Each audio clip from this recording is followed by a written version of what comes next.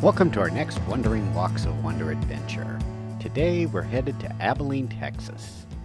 Abilene is a vibrant city that was born from the rugged Texas prairies and has a storied history of success and prosperity. Founded by the TMP Railway in 1881, Abilene quickly became a hub of activity thanks to booming oil strikes and record-breaking harvests. The Roaring '20s saw the construction of many of the downtown buildings that still stand today and that we'll see along this walk, and the city has continued to thrive.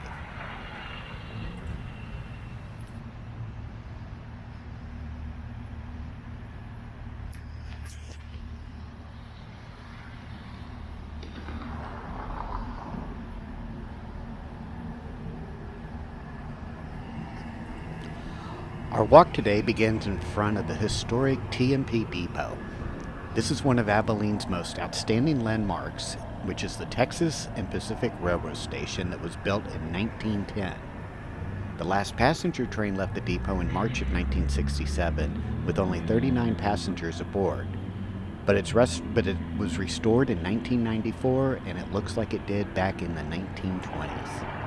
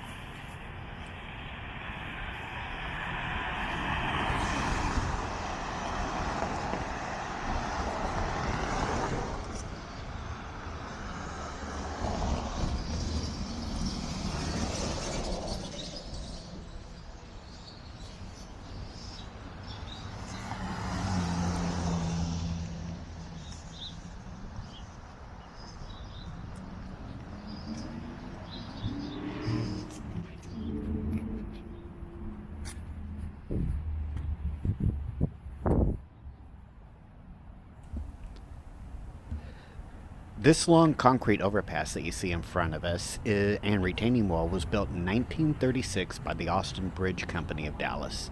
It was built as a WA project or part of the Works Project Administration during the Great Depression.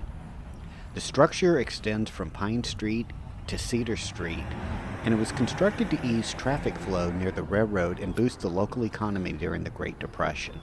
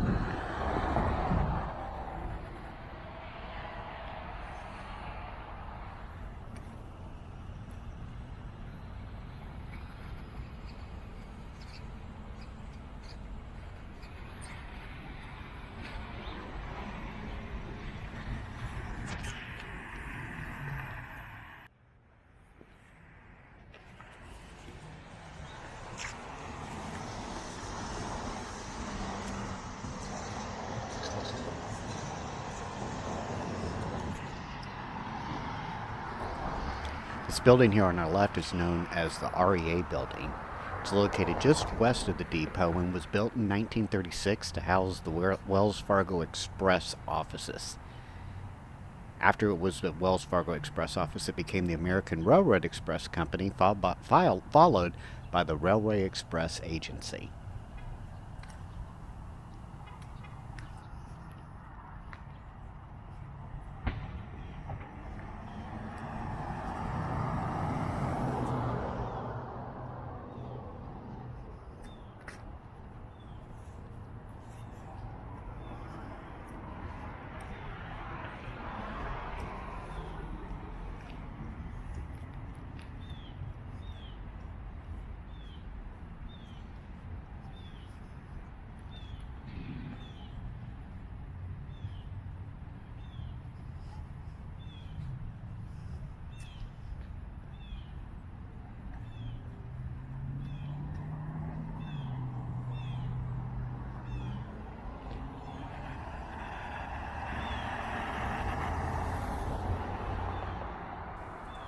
This building here across the street is known as the Boyd Building. It was built in 1925 and is a great example of one of the early service stations here in Abilene. The original station was Gulf Refinery Company Number 3 and was later taken over by C.H. Boyd & Sons Tire Company.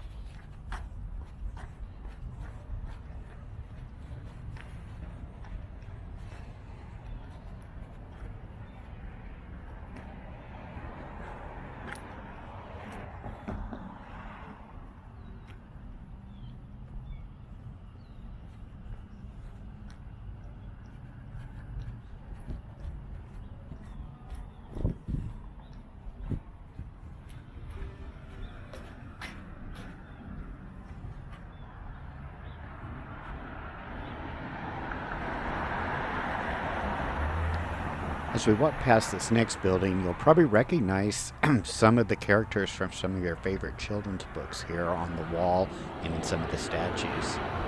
This is the National Center for Children's Illustrated Literature, which is a museum here in downtown Abilene.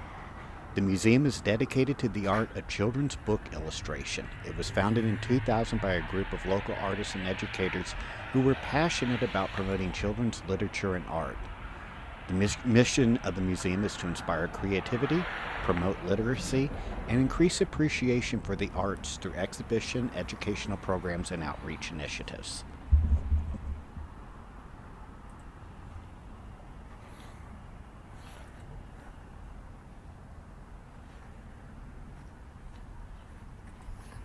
As we cross the street, the building here on our left is the Elks building. The Elks building was built in 1913 to house the Benevolent and Protective Order of the Elks. Lodge 562 of the Elks existed here from 1900 to 1937. The lodge reorganized in 1955 and the building was closed in 1964. During World War II, the building was used as a USO club, and since 1945, Abilene has owned the building and has used it as a city hall annex and police training facility.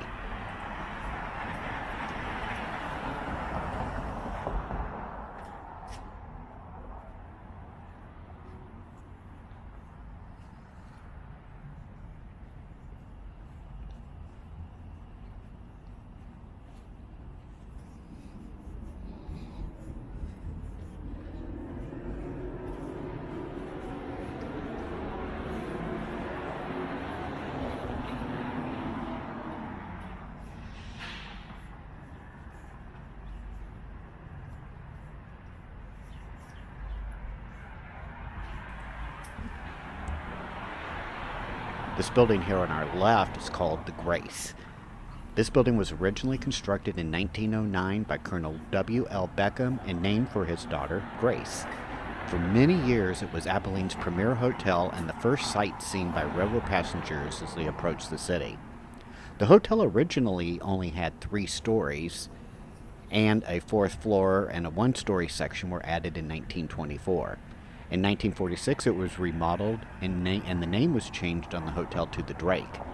The hotel closed in 1973 when a boiler failed. It's been listed on the National Register of Historic Places, and it's been preserved and restored back in 1992.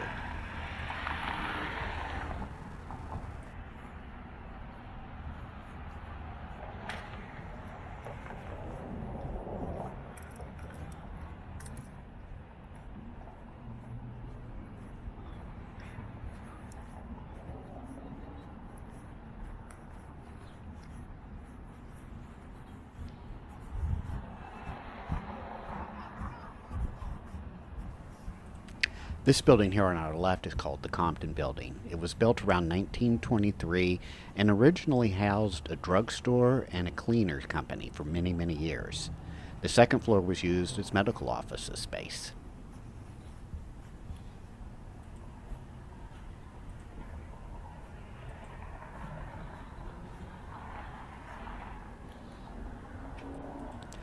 This ornate building is known as the Cypress Building. It was originally the Windsor Hotel, which was built in 1890 and is the oldest commercial building in downtown Abilene. It featured arch openings on the second and third floors and had a 16-foot high balcony with ornate iron decorations. The building was renovated in 1997 to return the facade back to its original hotel look.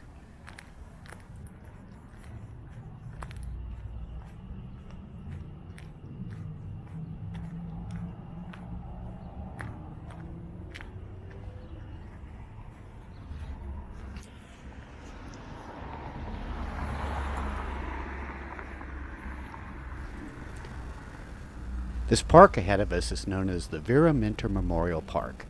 This is actually the site of one of Abilene's first businesses, the Fullweiler Livery Stable. The beautiful Queen Theater replaced the stable in 1915, but unfortunately was torn down in 1974 and the property was purchased by the Minter family. The park honors Vera Hall Minter for her dedicated community work to the community. Across the street is the Paxton Building. This was built by George L. Paxton in 1923 and rented out as a retail hardware store.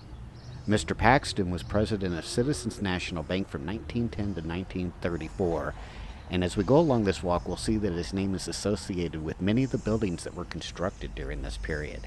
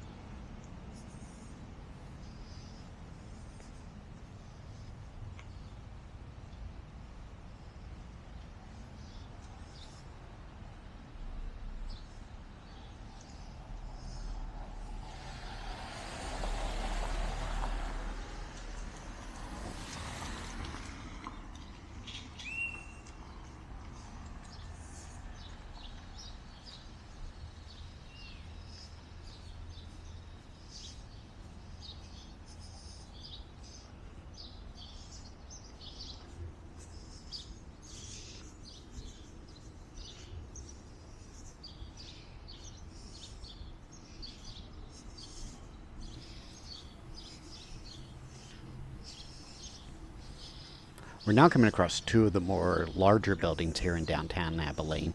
The one here on the left is known as the O'Kelly Building. It was designed by David S. Castle and constructed in 1929 to house the W.G. Waltrip and Company furniture store. The department store Montgomery Ward occupied the building from 1934 to 1959. Many of the original Art Deco architectural features still remain on the building. And across the street is the Mims Building. It was built in 1926 by George Paxton, who we talked about was a big businessman here in Abilene in the early 1920s. This 8-story building was one of two major buildings constructed during the 1920s boom. It housed Mims department store and was hailed as West Texas's finest store. The building provided office space to many of Abilene's prominent business people. W.G. Swinson, one of the major business people in the 1920s, had an office on the 7th floor.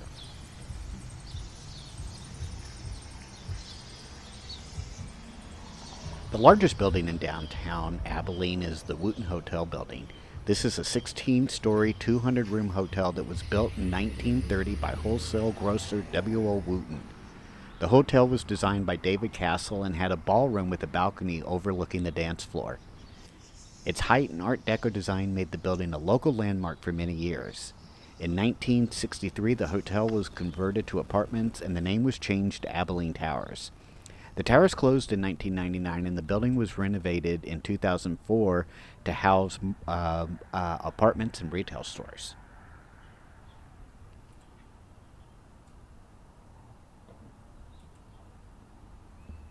As we continue along the street, we notice the Paramount Theater.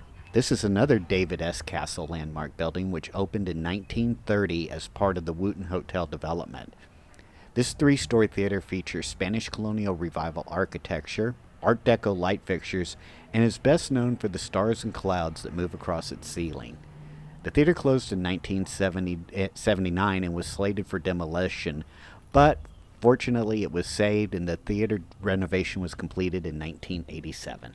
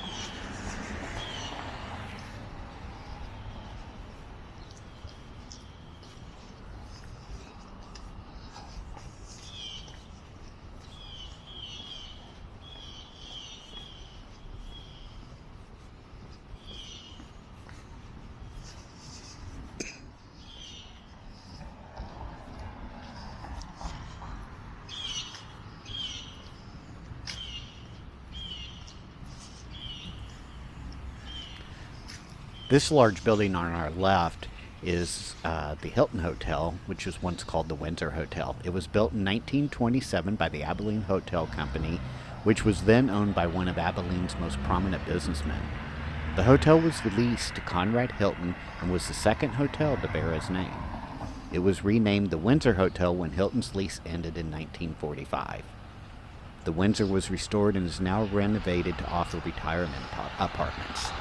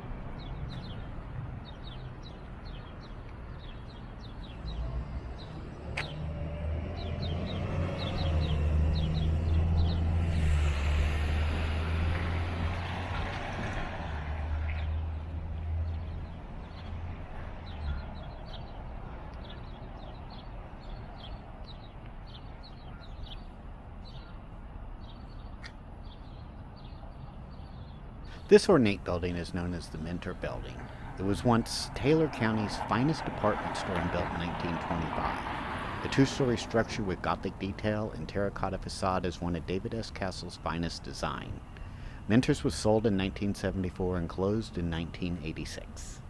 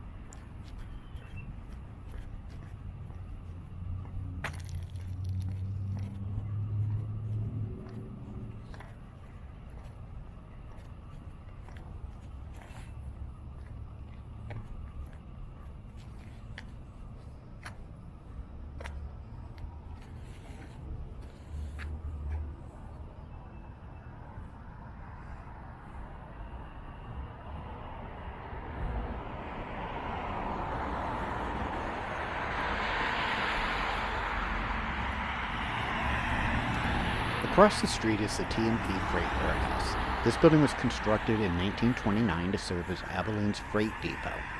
The warehouse was rehabilitated and reopened in 1919.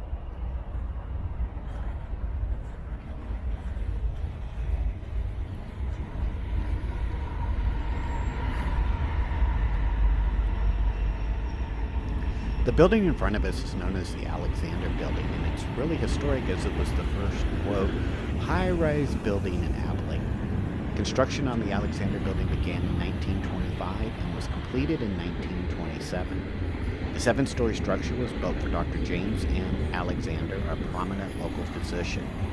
Dr. Alexander practiced in Abilene for more than 60 years and built the Alexander Sanatorium, which was one of the first hospitals in West Texas. Inside this building, on top of Dr. James's office, were many other prominent physicians, attorneys, and other professionals.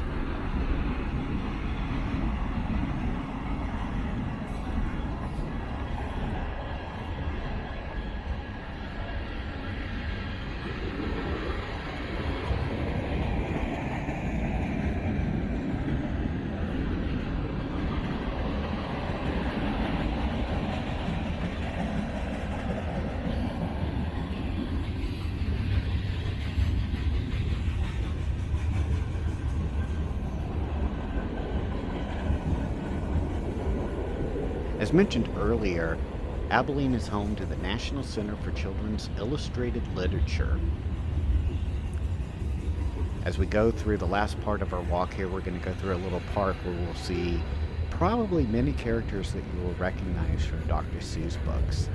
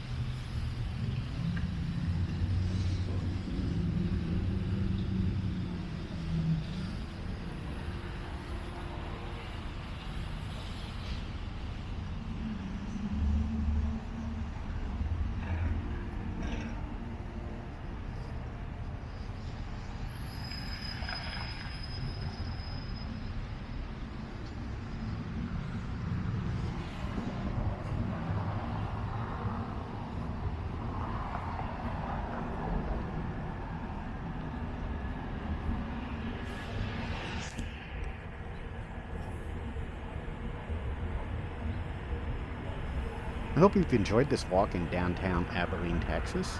Make sure to hit that like and subscribe button, and we'll see you on the next walk. Take care now. Bye.